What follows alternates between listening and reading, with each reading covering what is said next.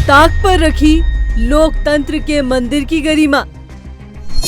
विधानसभा में मान मर्यादा भूले नेता। सत्ता पक्ष और विपक्ष के बीच खूब हुआ हंगामा। अपशब्दों के इस्तेमाल से गरमाया मामला। ये हाल है उत्तराखंड के विधानसभा का, जहां पर नेता सदन की मर्यादा को तार तार करते नजर आए।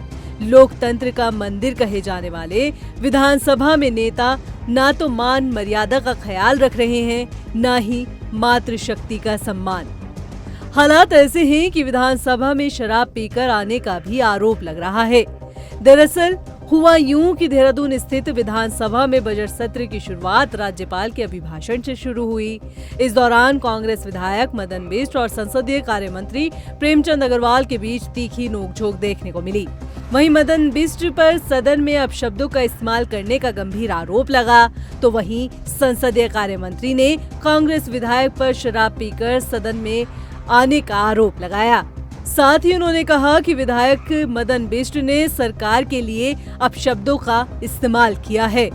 देखिए, ऐसा है कि कल माननीय राज्यपाल जी का जो अभिभाषण चल रहा था और उस दौरान जिस प्रकार से कांग्रेस का रवैया था, मैं तो सीधा स्पष्ट आरोप लगा रहा हूं कि कांग्रेस की मंशा नहीं है कि सदन व्यवस्थित चले, जबकि दलीय बैठक में बहुत स्पष्ट तौर से उनका कहना था कि हम इसमें सहयोग करेंगे। पहले दिन अभिभाषण माननीय राज्यपाल जी का होता है, सब जानते हैं, ये सरकार का दस्तावेज होता है, वो जनता के सामने रखा जाता है, ये परंपरा रही है। उस परंपरा के दौरान, उस परंपरा के अनुसार माननीय राज्यपाल जी अपना अभिभाषण दे रहे थे।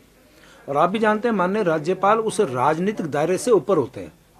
उनके द्वारा जब ये भाषण दिया जा रहा था और तुरंत वैल में आके जिस प्रकार की शब्दावली का प्रयोग माननीय विधायकों के द्वारा और एक माननीय विधायक के द्वारा किया गया और चोर चोर शब्द इस्तेमाल किए, सरकार चोर है, या जिस प्रकार की भाषा वहाँ इस्तेमाल की गई, मैं नहीं समझता हूँ कि हमारे इस उत्तराखंड की संस्कृति के अनुरूप है।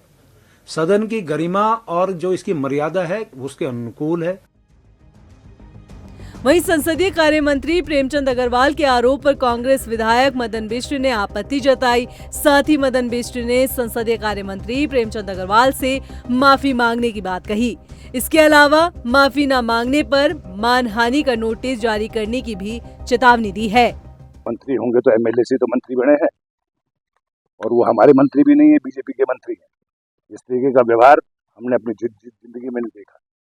इसका क्या मतलब होता है कि चलिए बाहर जाके प्रदर्शन करिए ऐसे, माय बॉस। तो कम से कम इतना तो ख्याल रखना चाहिए। हम भी संवैधानिक पद पे हैं, ज्यादा होगा तो मैं तो इसने ऐसे कहा तो मैं तो मानहानि का दावा करूंगा इसको। उधर सदन की कार्यवाही के दूसरे दिन भी इस मामले में फिर से माहौल गर्माता नजर आया।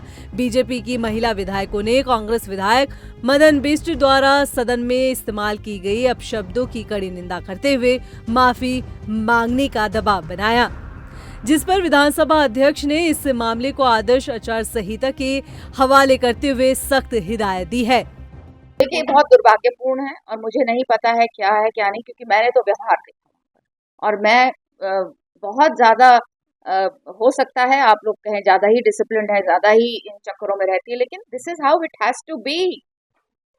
पढ़े लिखे लोग हैं, जनता ने हमें भेजा है किसी कार्य के लिए।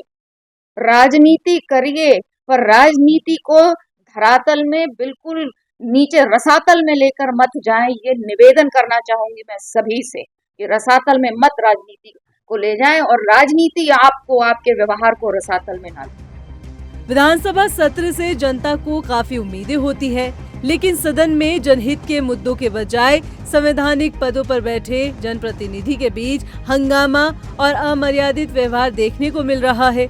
अब सवाल ये उठता है कि सत्र की कम अवधि का ढिंडोरा पीटने वाले नेता आखिर इस नोकझोंक में कैसे उलझ रहे हैं।